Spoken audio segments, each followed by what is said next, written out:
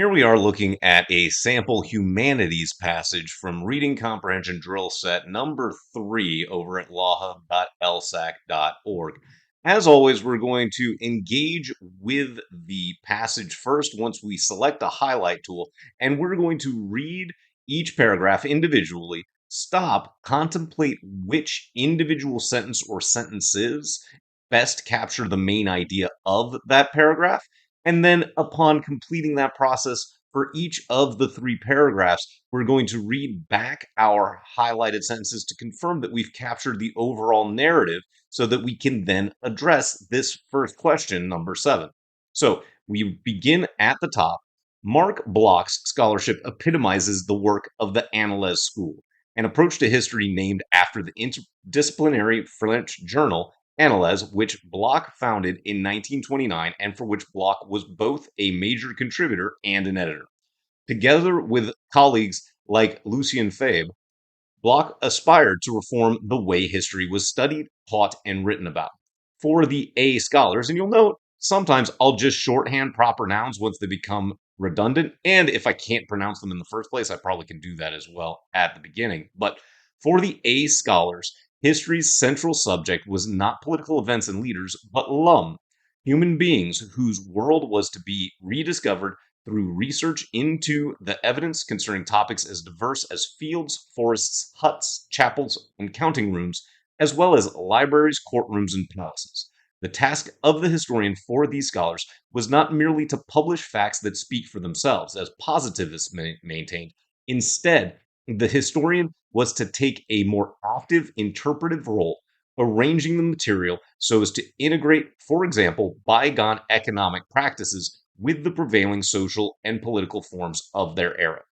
The historian was to probe the evidence to discover the assumptions and perceptions distinctive to an age. These made up its mentalité.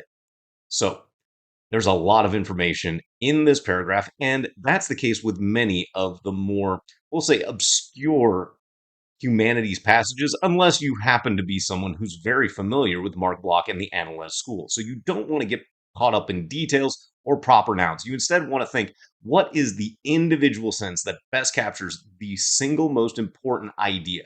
And in this case, it's clearly about the overall idea about the Annales scholars. And I would argue that we will need to highlight this big sentence in the middle about what the central subject of history was meant to be, which is all of the human beings. And that's rediscovered through the evidence and this litany of listed topics that Bloch and the Annales scholars believed really was the most important part of historical research.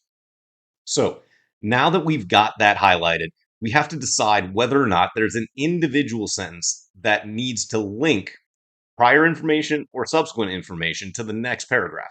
But in this case, you might find yourself looking and saying, well, how am I supposed to distinguish between all of these details? It seems like I want to highlight everything. Well, if that's the case, you actually want to leave out highlighting anything else because you don't want to inordinately prioritize one detail over another. So instead, we're going to just go to the next paragraph and we're going to read its main idea highlights and then ultimately decide if its highlights need to be connected with an additional sentence. So we'll just continue on and we will frame up on the left-hand side the full second paragraph so that we're not just scrolling up and down a little haphazardly as well. So we continue. Bloch's contributions to the Annales school are epitomized in several books that are still widely read and highly influential. The Royal Touch was a pace-setting exploration of mentalité, a study of the apparent miraculous power of English and French monarchs to cure the disease of scrofula by laying their hands on the afflicted. Bloch's work transformed old anecdotes about the king's touch into a history of the origins, meanings, and demise of ritual kingship. The Royal Touch has remained the freshest of all Bloch's books. French rural history explored the basic patterns of French agriculture, with peasants in some regions farming across open fields and in others farming within enclosures. Inspired in part by earlier German and English scholars, Bloch showed that present-day landscapes could teach us about the past, and he found fresh social meanings in old manorial charters by posing new questions they might answer. Finally, there was the two-volume feudal society, which appeared in 1939 to 1940. Here, it was Bloch's aim to analyze the social structure characteristic of medieval times and to portray that which gave distinctness to those centuries. Well, hopefully, we can really quite readily identify that the best summary and main conclusion of this paragraph is the opening sentence. And then everything that comes after is going to be the evidence showing that the contributions that Bloch had to the Annales school are highly influential and still widely read through these examples of the royal touch, French rural history, and this two-volume feudal society. I don't want to grab all the details. It's hard to leave a lot of detail unhighlighted, but if all I need is the big picture, I know where to come get this information if I'm asked about it down the line. So then we'll just scroll down to the final paragraph and continue our effort. He found the distinctive element in lordship, the subordinating through personal ties of loyalty of one person to another from the top of society to the bottom, from the monarch down through the ranks of vassals and vassals' own vassals, down to yeomen and serfs. Bloch showed how the centrality of the institution of lordship and the reverence it was therefore accorded shaped an era's thought. Its prayer, even the conventions of love within the nobility, into expressions of dependency. And this final sentence, as is often the case, there's very frequently a situation where the first sentence or the final sentence of a paragraph is going to be something that needs to be highlighted as the main idea. But in this case, this final sentence is really almost the conclusion of the entire passage. And now we know what the author is leading up to. So we might want to go find one sentence in between that final sentence and what we highlighted at the top of the second paragraph to link the overall statement that Bloch's contributions to the Annales school are epitomized in several books that are widely read and highly influential, to this idea that Bloch showed how the centrality of the institution of lordship and the reverence it was therefore accorded shaped an era's thought, its prayer, even the conventions of love within the nobility into expressions of dependency.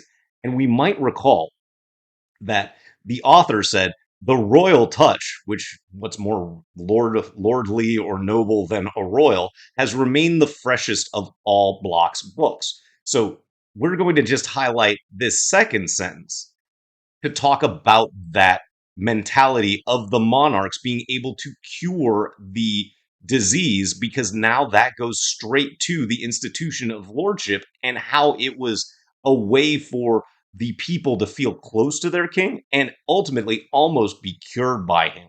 So let's just read our highlighted sentences and confirm that we've got an overall narrative that is coherent. So from the first highlighted sentence in the first paragraph, for the A scholars, history's central subject was not political events and leaders, but human beings whose world was to be rediscovered through research into the evidence concerning topics as diverse as fields, forests, huts, chapels, and counting rooms, as well as libraries, courtrooms, and palaces.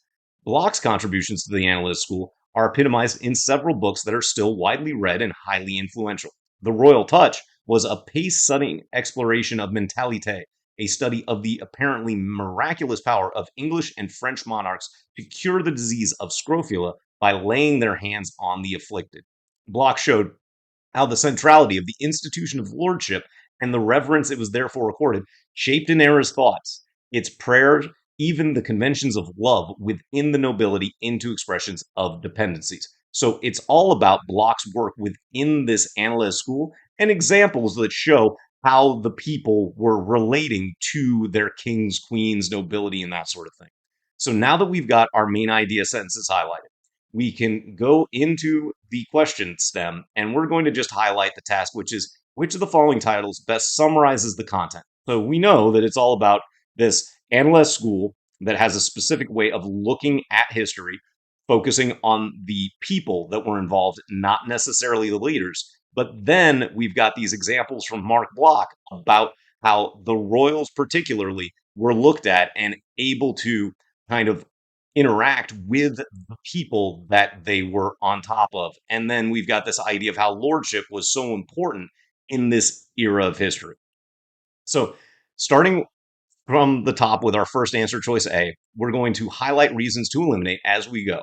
So, Marc Bloch's methodology in the historical reconstruction of French agriculture. Hmm. Well, we certainly have Marc Bloch's methodology, but there's not much about French agriculture in our main idea highlights. Now, they did have this discussion of French oral history, but we didn't highlight it. It wasn't the main idea, so we can eliminate choice A for that reason. Then, choice B, the concept of mentalité in the scholarship of the Annales school. Well, we did talk about mentalité, but that's going to be too specific. We need to be discussing about Marc Bloch as an exemplar of this Annales school that was focused on the details from the ground up in history as opposed to the top down. So we can eliminate choice B as being too specific ultimately. Then choice C, lordship as the distinctive element in Marc Bloch's analysis of feudal society. So this is a big trap because we certainly talked about lordship, but we're not concerned with feudal society except to name the book as that. And furthermore, as the distinctive element, well, we know that lordship is a distinctive element within this book, but that book itself is not going to be the main idea of the overall narrative of this passage. So this again is too detailed, so we can eliminate choice C for that reason. Then choice D, Marc Bloch's contributions to the Annales School.